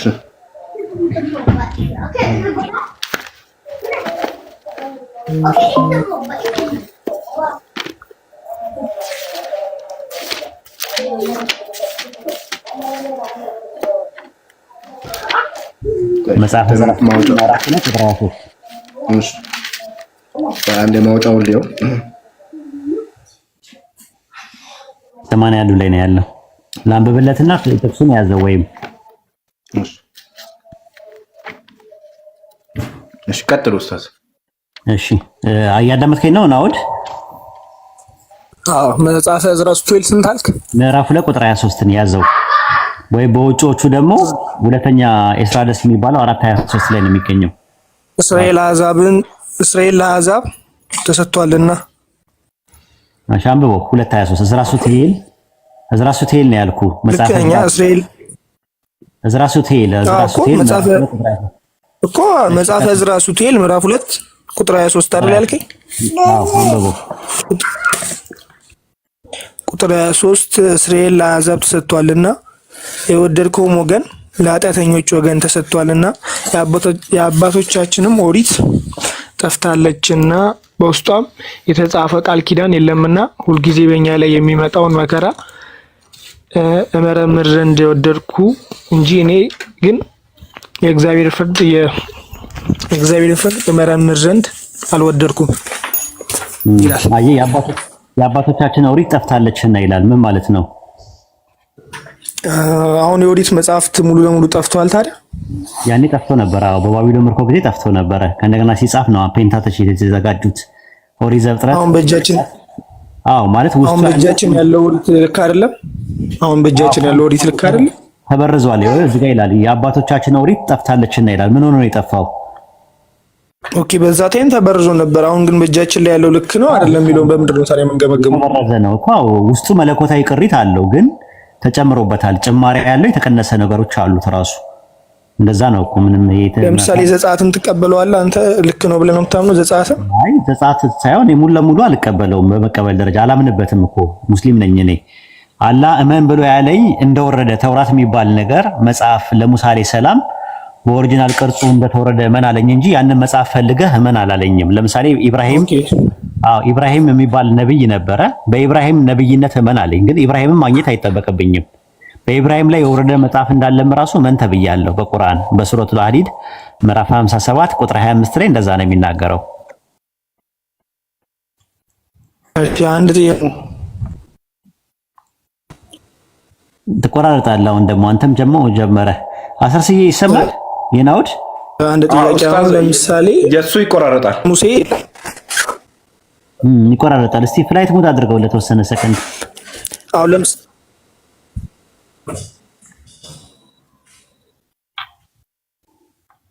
ፍላይት ሙድ አድርገው ለተወሰነ ሰከንድ። ፍላይት ሞድ አድርገውና መልሰው 15 ሰከንድ 20 ሰከንድ። ይኸው መልሼዋለሁ። በቃ እስቲ አሁን አውራ። አሁን አይሰራም? ኦኬ ይሰራል አይደል? አሁን ይሰራል። አሁን ደህና ነው ይሰራል። አሁን ለምሳሌ ሙሴ አሁን ለምሳሌ ነብይ የእስራኤልን ሕዝብ ከግብጽ ባርነት ያወጣ ነብይ ነው አይደለ? ትክክል። አሁን ለምሳሌ ሙሴ እግዚአብሔርን አባት እያለ ይጠራው ነበር። በይሁድ መጽሐፍም በእኛም መጽሐፍም አባት እያለ ይጠራው ነበር። እናንተ አሁን በሙሴ ወይም በሙሳ እናምናለን ታያላችሁ፣ ግን ፈጣሪን አባት ብላችሁ አትጠሩ፣ ወይም እንደዛ አይቻልም። እመልስልሃለሁ፣ ግን መጀመሪያ የነበረበት የተነሳንበት ፖይንት ምንድን ነው? ተውራትና ኢንጂል የሚባሉት በቁርአን ውስጥ እመኑ ብሎ ቁርአን አስቀምጦልናል። ስለማመን ግን እነዛ ነገሮች ኤግዚስት ማድረግ መስፈርት አይደለም ብለን ነበር የተነሳ ነው የነበረው። ለምሳሌ ኢብራሂም ነብይ እንደሆነ እመኑ ይላል። ግን ኢብራሂም የሚባል ነብይ ፈልጋችሁ ሰውየውን አግኝቱት አልተባለም። ኢብራሂም የሚባል አሁን ኤግዚስት አያደርግም፣ ዲኮምፖስድ ሆኗል ራሱ ኢብራሂም። በኢብራሂም ላይ የተወረደ መጽሐፍም አለ። ነገር ግን ኢብራሂም መጽሐፍ አሁን በአሁኑ ሰዓት ላይ የለም። ራሱ ብንፈልገው ላናገኘው እንችላለን። ሙሳ ላይ መጽሐፍ ቅዱስ ላይ የአብርሃም ታሪክ ሳይዛባ እንዳለ አምናለሁ። ለምሳሌ እኔ ማለት ነው የአብርሃም ታሪክ በመጽሐፍ ቅዱስ ሳይዛባ እንዳለ አምናለሁ። ከኦሪት በፊት ኦሪት ለሙሴ ነው የተሰጠው ብለህ የምታምነው አይደል አንተ ናውድዬ? አዎ። ስለዚህ አሁን ከሙሴ በፊት እና ከተውራት በፊት ስለ ኢብራሂም ወይም ስለ አብርሃም ነብይ እንደነበረ ብቻ ሳይሆን ኤግዚስት እንደሚያደርግ አብርሃም የሚባል ሰው እንደነበረ ማስረጃ ትሰጠኛለህ? ከመጽሐፍ ቅዱስ እኮ ከኦሪት ነው የምትሰጠኝ እኮ። እኔ ከፈለኩ ከኦሪት በፊት ነው። አብርሃም እኮ በኦሪት ጊዜ አይደለም የነበረው። ምንድን ነው መሰለህ አሁን ለምሳሌ ሙሴ በእግዚአብሔር መንፈስ እንደጻፋቸው ነው ምናምነው ገልጦለት ነው እንጂ ከሙሴ በፊት ጥያቄ ያቀረብኩልህ ከሙሴ በፊት የነበረውን አብርሃም ራሱ ስለመኖሩ መጽሐፉ እንዳለ የሚያሳይ ማስረጃ ስጠኝ ነው ያልኩት የነበረው ጥያቄው እኮ። አሁን የአብርሃም ታሪክ ሙሴ ነው አይደል የጻፈው እያልኩ ያለሁት እኔ። ኦሪት ላይ ስለተጻፈ ነው አብርሃም የነበረው ከሙሴ በፊት ነው እና እኮ እሱ ደግሞ በመንፈስ አሰራር ነው እያልኩ ነው እኔ ደግሞ። አይ ነው ወዲዬ ለራሴ ችግር የለውም በቃ አልጫነም ከዚህ በላይ ማለት ነው። ዋናው ለምሳሌ ዘፍጥረት ላይ እኮ በመጀመሪያ እግዚአብሔር ሰማይና ምድርን ፈጠረ ብሎ አይደል የሚጀምረው? ገባኝ። ያንን የሚለው ሙሴ ነው። ሲፈጥር ካጠገቡ የነበረ አብሮት የነበረ ያንን የጻፈ ገባኝ። አካል የለም ገልጦ እንጂ። ናውድዬ ሐሳቤንማ ተረዳኛ። እኔ ያልኩት ምንድነው ሙሴ የሚባለው ነገር ኦሪት የሚባለው ነገር ሙሴ የጻፈው ነው፣ ሙሴ የተናገረው ነው አይደለ? አብርሃም ደግሞ ከሙሴ በፊት የነበረ ሰው ነው አይደለ? ከሙሴ በፊት ሙሴ ከመነሳቱ በፊት ኦሪት ለሙሴ ከመሰጠቱ በፊት ስለ አብርሃም የሚናገር ከሙሴና ከተውራት በፊት ከኦሪት በፊት ያለ ማስረጃ አለ ወይ? አብርሃም የሚባል ሰው ኦሪት በፊት ምን አይነት ማስረጃ ሊኖረኝ ይችላል? የለም እንጂ ከኦሪት በፊት የለም። መጽሐፎች የሉም እንዴ ከኦሪት በፊት? እኔ እንጃ አላውቅም። እሱ ናውዲ ኦርቶዶክስ ነህ አይደለ እንዴ? ታዲያ የኖህ መጽሐፍ የለም? የሄኖክ መጽሐፍ የለም እንዴ? የአብርሃም መጽሐፍ የለም እንዴ በእናንተ? አይ እሱማ ግን አሁን ሙሉ ለሙሉ እንደ ክርስትና ሁሉም የክርስትና ዳይሜንሽኖች የሚያምኑባቸው ስላልሆኑ ብዬ ነው። አይ አሉ እንደዛ አይነት ነገሮች ታሪኮች አሉ። አይሁዶችም ጋር አለ ታሪኮች ራሱ። አሁን የጠየቁት ጥያቄ በአብርሃም መጽሐፍ ውስጥ ምን ተብሎ ይባል ነበር የሚል የጠየቁ የነበረው። አይ ቲንክ ችግር የለውም ወደ አንተ እንምጣና አባት ወደሚለው እንምጣ መሰለኝ። ወደ አንተ በቃ ያኛውን ተወውና አባት የሚለው ነገር እንምጣ። አባት ማለት ምን ማለት ነው ትርጉሙ? ለምሳሌ ኢዮብ 38:28 ላይ በእውኑ ለዝናብ አባት አለውን ይላል እና ለዝናብ አባት ነው ሲባል ፈጣሪ ምን ማለት ነው ትርጉሙ? የዝናብ አባት የዝናብ ፈጣሪ ኦሪጂኔተር ማለት ነው አይደል ትርጉሙ? አዎ ጥሩ። ዮሐንስ ወንጌል ምዕራፍ 15 ቁጥር 1 ላይ አብ ገበሬ ተብሏል አይደል? ገበሬ ማለት ምን ማለት ነው? ገበሬ ማለት ነው ገበሬ ያረሰ ሁሉን የፈጠረ ለማለት ይመስለኛል እንጂ ገበሬ ነው ግን ሊትራሊ አይደለም። ገበሬ ሲባል ተንከባካቢ ማለት ነው። አባት ሲባል ደግሞ አስገኝ ማለት ነው ብለኛል። ዕብራውያን 12:29 ላይ ደግሞ እግዚአብሔር እሳት ተብሏል፣ የሚባላ እሳት ነው ተብሏል። ሊትራሊ ፋየር ነው፣ ቁጣውን ይገልጻል። በቃ እንደዛ ማለት ነው። ስለዚህ አሁን ስለዚህ አየህ እኛ በቁርአን ደግሞ አላህ ኦሪጂኔተር እንደሆነ አስገኝ እንደሆነ ልክ እንደ ገበሬ ተንከባካቢ ተብሎ ተጠቅሷል። እና ደግሞ የሚቆጣና የሚፈርድ ፈራጅ እንደሆነ ተጠቅሷል። ስለዚህ እናንተ አሁን ምንድነው እማራዊ የሆኑ ነገሮችን ነው የምትጠቀሙት። ማነው እናንተ ፍካራዊ የሆነን የተጠቀማችሁበትን የማራዊ ነገሩ እኛ ጋር አለ። ራሱ አባት ማለት ትርጉሙ ኦሪጂኔተር ማለት ነው። ትንቢተ ሚልክያስ ምዕራፍ 2 ቁጥር 10 ላይ ለሁላችን አንድ አባት ያለ አይደለምን? አንድ አምላክስ የፈጠረን አይደለምን አለ። ስለዚህ አባት የሚለው ቃል አይሁዶች የሚረዱበት ኦሪጂኔተር የሚለውን ቃል ነው። አብ የሚለው ነገር ማለት ነው። ለምሳሌ ባለቤት በሚል ይመጣል በዕብራይስጥ ራሱ። ለምሳሌ በእኛ ራሱ አቡለሃብ የሚባል ሰው አለ። ትርጉሙ ታውቃለህ ምን እንደሆነ? አላውቅም። አቡለሃብ ማለት ትርጉሙ የእሳት ባለቤት ማለት ነው። ግን አብ የሚለው ቃል ባለቤት በሚል ይመጣል። አቡበከር፣ አቡ ሁረይራ የሚባሉ ሰዎች ምናምን ሁሉ አሉ። ስለዚህ አብ የሚለው በዕብራይስጥ አይሁዶች የሚረዱበት ኦሪጂኔተር አስገኝ በሚል ሂሳብ ነው እንጂ አንተ እንደምትለው ኦንቶሎጂካሊ አይጠቀሙበትም። ስለዚህ አባት የሚለውን ኦንቶሎጂካሊ ነው ቁርአን እየተቃወመ ያለው እንጂ አናሎጂካሊ ለምሳሌ ምን ችግር የለውም። እኛ እንደ ክርስትና ምናምን በብሉይ ኪዳን አሁን ለምሳሌ ዘጸአት 4:23 ላይ እስራኤል የበኩል ልጄ ነው ይላል አይደል እግዚአብሔር? ግን ኦንቶሎጂካሊ በኩል ልጅ እስራኤል ቦታው ለምሳሌ መዝሙር እኮ አይደለም። አሁን ምንድነው እኛ በብሉይ ኪዳን እግዚአብሔር ልጅ እንዳለውና አባትነቱን የገለጸበት መንገድ ለአዲስ ኪዳን አሁን ምንድነው ችግሩ? አባትና ልጅ እሱ ባይብል የተጠቀመበት ኦንቶሎጂካል ነው ወይስ አናሎጂካል ነው? እኔ እንጃ እሱን ማለት አልገባኝም። አናሎጂካል አይ ሊተራሊ የሚወሰድ አይደለም ነው ማራይ ሳይሆን ፍካራዊ ነው የተጠቀመው።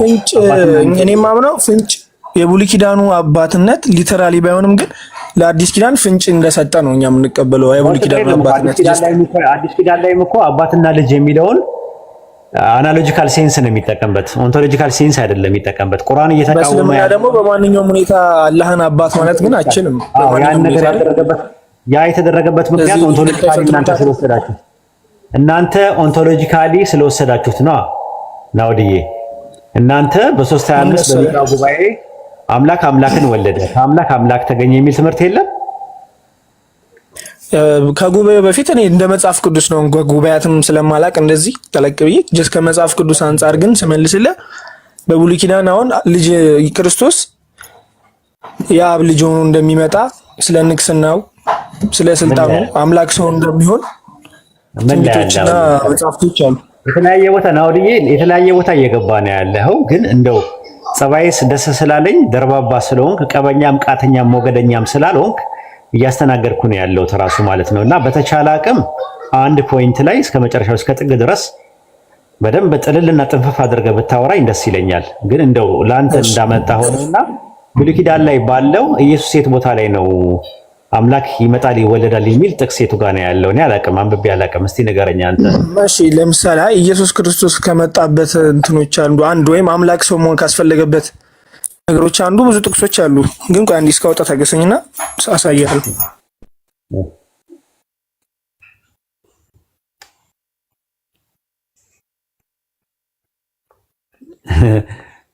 ቤተ ተሳዳቢዎች ናቸው ያሉት። አላስረስ ለምደዋል። በጣም ከባድ ናቸው። አይ እኔም ችግር የለውም። ራሱ ግን አድሚኖች በደንብ ይቆጣጠሯቸዋል። እኛ ጋር ቢሆን ኖሮ ችግር የለውም። አላህ ሂዳያ እንዲሰጣቸው ደግሞ ደዋ ነው እናደርግላቸው። ተናደዋል ራሱ ማለት እኔ ግን በጣም የሚገርመኝ እኛ ጋር ስድብ የለም ብሽሽቅል ለምን እንደሚሳደቡ ራሱ ሪዝኑ አይገባኝም። ራሱ ተናደው ነው ስለሚናደዱ ከዛ አንፃር ነው። ሀሳብን መሞገት አይችሉም። አንድ ሰው በሀሳብ መሞገት ሲያቀተው ዱላ ነው የሚያነሳው እኮ። በመነጋገር የማያምኑ ሰዎች ስለሆኑ ከዛ አንፃር ነውና ታገሷቸው፣ ሚት አድርጓቸው ብሎ ካታድርጓቸው አድርጓቸው፣ ሚት አድርጓቸው፣ ያዳምጡ። ሂዳያ ሊሆናቸው ይችላል አንድ ቀን። ብዙ ተሳዳቢዎች ሂዳያ አግኝተው ሰልመው አይተናል ይላልና ሂዳያ ባላ እጅ ነው ያለው። ላላ ይሰማል ወይ? ይሰማል።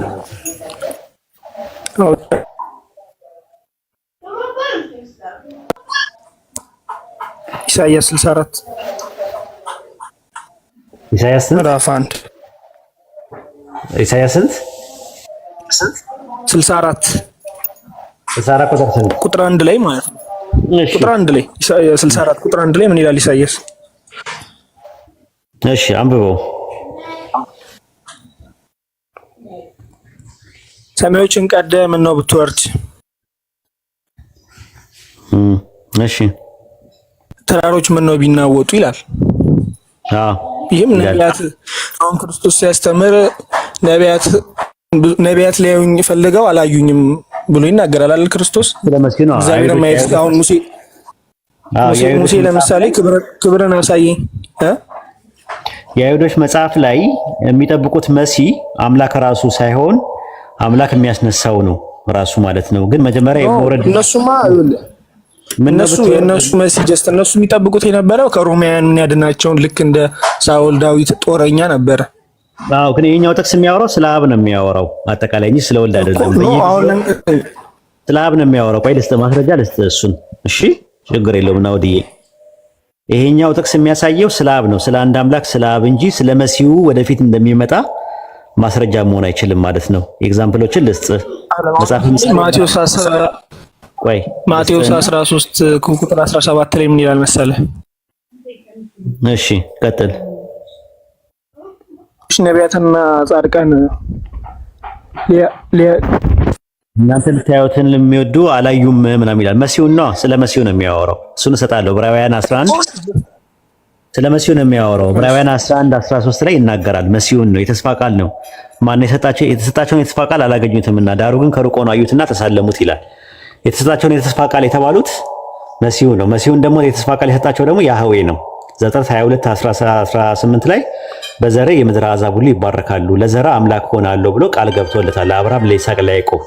ያ ዘር ማን ነው? መሲሁ። ለምሳሌ መሲሁ ግን የእግዚአብሔር ዘላለማዊ ቃል እንደሆነ ግን መጽሐፍ ቅዱስ ይናገራል እያልኩ ነው። ወይም አምላክ ነው ኢየሱስ ክርስቶስ እያልኩ ነው በሌላ አባባል ማለት ነው። ግን አንተ የጠቀስከው ኢሳይያስ 64 1 ላይ የጠቀስከው ጥቅስ ስለ መሲሁ እንደሚወርድ ሳይሆን የሚናገረው ስለ አብ ነው የሚናገረው። የማይገናኝ ነገር ነው እንትን ያልከው ማለት ነው። መዝሙረ ዳዊት ምዕራፍ 132 ታዲያ መች ወረደ? መውረድ ማለትም የእግዚአብሔርን ክብር ማየት እንደሚፈልጉ አብ እንዴት እንደሚወርድ ላሳይ። ሁልጊዜ ፍርድ ላይ አብ ሲፈርድ ሁልጊዜ ወረደ ተብሎ ይጠቀሳል ራሱ ማለት ነው። መጽሐፈ ምሳሌ ምዕራፍ 30 ቁጥር 4 ላይ ምን ይላል? ወደ ሰማይ የወጣና የወረደ ማን ነው ይላል። ማን ነው? ክርስቶስ። ኦኬ። ነፋስን በእጁ የጨበጠ ማን ነው ይላል። ማን ነው? ጥያቄ እየጠየቀን ያለው ክርስቶስ። ውሃን በልብስ የቋጠረ ማን ነው ይላል። ማን ነው? ክርስቶስ ልጁ አይደለ? የምድር ዳርቻውን ሊያጸና ማን ነው ይላል። አሁንም ጥያቄ ይጠይቃል። መልስልኝ። ክርስቶስ ነማ የኢየሱስ ክርስቶስ የተነበየው ትንቢት። ተረጋጋ ናውዲ ተረጋጋ። አልጨረስንም እኮ። ይህን ታውቅ ዘንድ ስሙ ማን ነው ይላል። ይህን ታውቅ ዘንድ እስካሁን የተዘረዘረው ስሙ ማን ነው ይላል። መልስ ስጠኝ።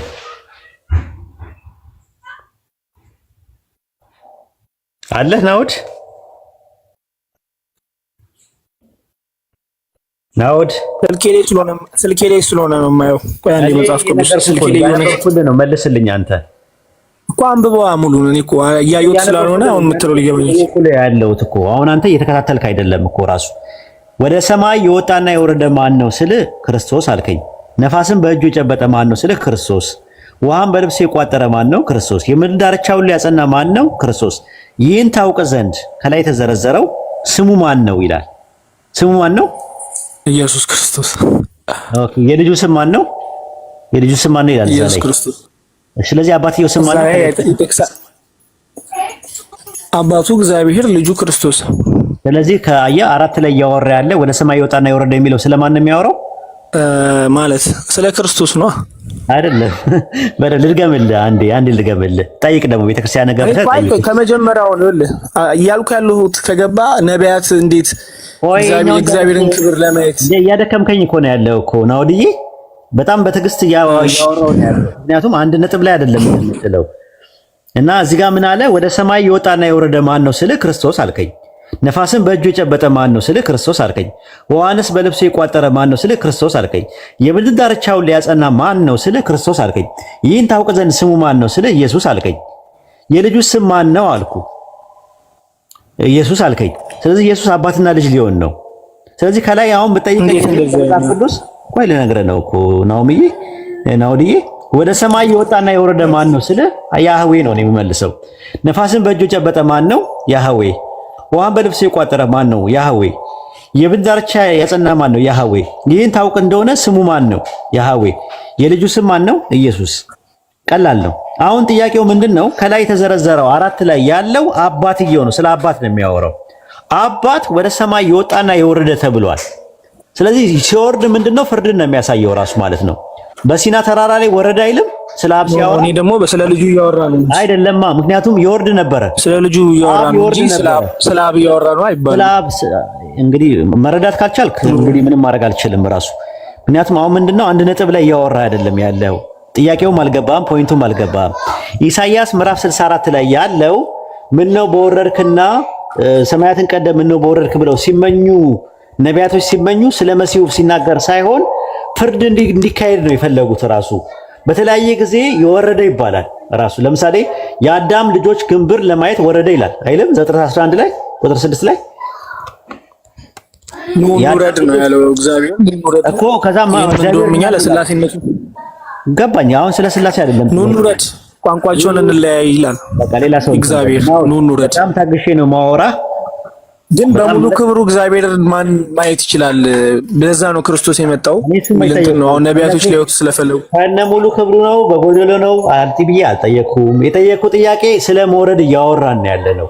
መውረድ የሚለውን ነገር እንዲገባህ ነው ራሱ አይደለም። አሁን ለምሳሌ ክብርህን አሳየኝ አለው እግዚአብሔርን። ጀርቤን ታያለህ እንትኑ ባለፈች እጆቼን ከልያለሁ አይደለ? ያ ሁሉ ግን በክርስቶስ እግዚአብሔር እንደታየ አብን እንዳየ ነው። እኔን ያየ አብን አየ እንዳለው ክርስቶስ ነው። አንደኛ መረዳት አልቻልክም። ሁለተኛ ነገር ደግሞ አንድ ቦታ ላይ ፖይንት ላይ አይደለም እያወራ ያለኸው። ላስረዳ በጣም ሞከርኩኝ፣ ግን አሁን ስለ ክብር ደግሞ ታወራለህ። ዳይቨርት አድርገዋለህ እንትኑ ቶፒኩን። ፖይንቱ ላይ እየዘለልክ ነው እንትን የምትለውና በቃ ተማርና ሌሎቹ ሲማሩ መመልከት ትችላለህ። እስቲ ለኦርቶዶክስ እና ለዱከም ቅድሚያ ስጠው። እስቲ አንድ ጥያቄ ያለው ዱከም ስለነበረን ጊዜ ዱከም ቀጥል።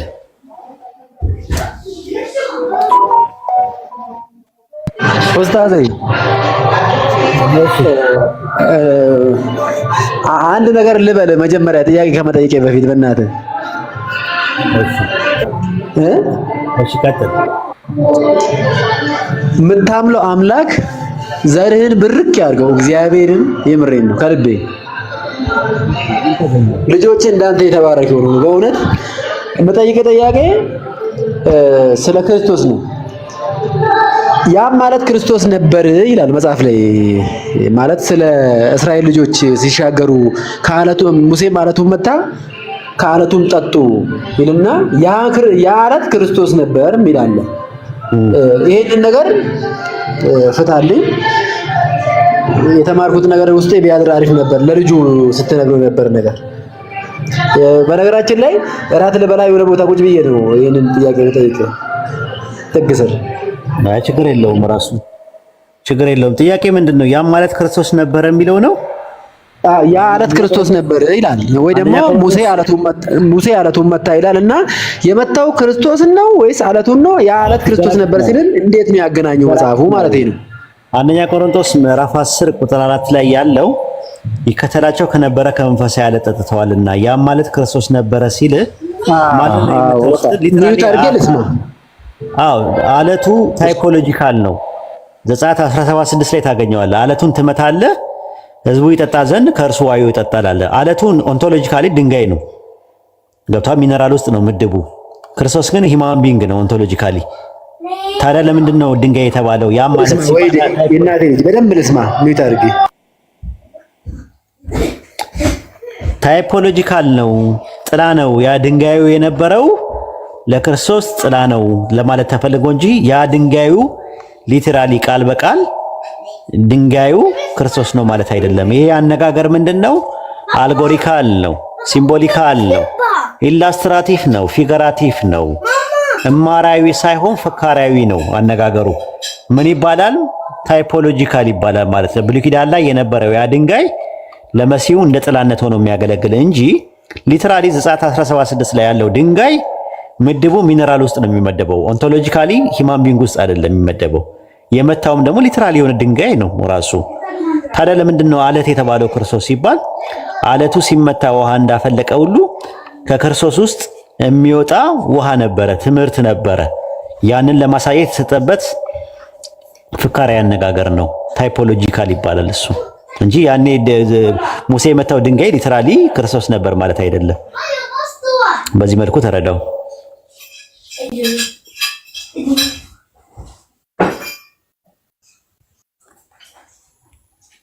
ዱከም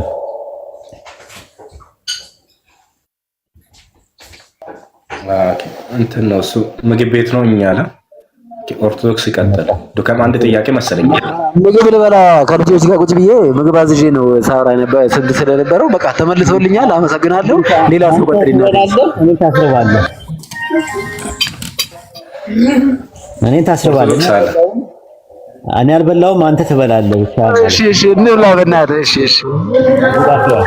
እኔ አርገልኝ። እሺ ኦርቶዶክስን እናስተናግደውና እኔ ልውጣ፣ መብላት አለብኝ፣ ራበኝ ፓስረስዬ።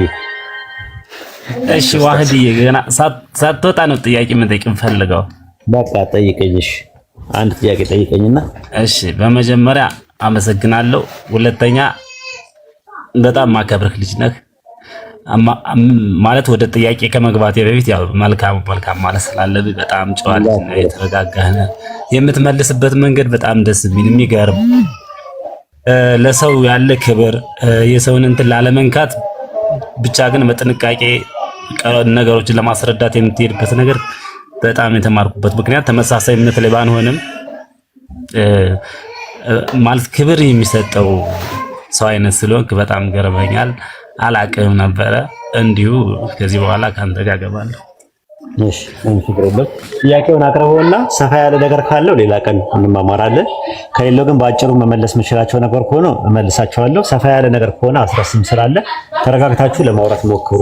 በእልህ ምናምን ነገር የሚሆን ነገር ስላልሆነ እንትን የምታምንበትን ነገር ትነግረናለህ፣ የምናምንበትን ነገር እነግራለን። ሀሳብ ላይ ብቻ እንሞግታለን። ፐርሰናሊ አታክሳል እንደራረግ ማለት ነው። ጥያቄን አቅርብና ወደ ሁለት ጥያቄዎች ነው ያሉኝ። የመጀመሪያውን ጥያቄ አላቀርብ። የመጀመሪያው ጥያቄ አንዷን ያዛልከው ከአንተ ጥያቄ አንተ ነው የምትበልጥብን። ስለዚህ ጥያቄዋን ያዝ አድርጋት። እሺ ሁለተኛዋን ጥያቄ ያለ ጥያቄዋ አንተ ስትኖር ነበረ። ጥያቄዋ ከጊዜ በኋላ ናት የመጣችው። ጥያቄዋ ስትመለስ ደግሞ ሌላ ጥያቄ ትመጣለች። ስለዚህ ለአንተ ነው ሪስፔክት ያለን ከአንተ ጥያቄ ይልቅ ማለት ነውና፣ ስለዚህ የሁለተኛውን ጥያቄ ያዝልኝና ስለራበኝ የመጀመሪያውን ጥያቄ ለማላስተናግድህ ኢንሻአላህ።